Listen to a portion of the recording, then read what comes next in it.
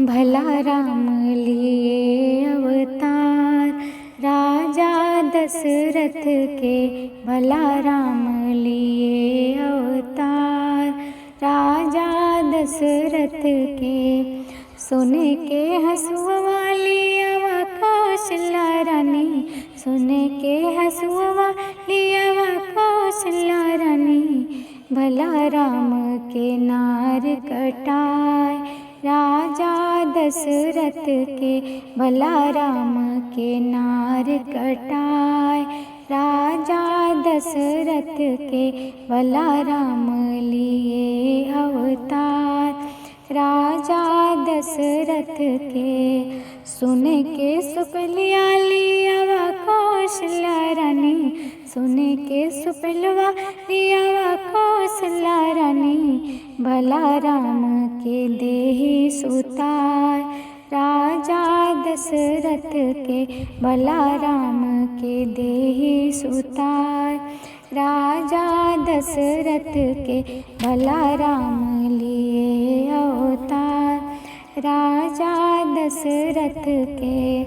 पियर पीताम्बर लिया कौशल्या रानी, पियर पीताम्बर लिया कौशल्या रानी, भला राम के देहि पहिराय, राजा दशरथ के भला राम के देहि पहिराय, राजा दशरथ के भला राम लिए अवतार, राजा दशरथ के।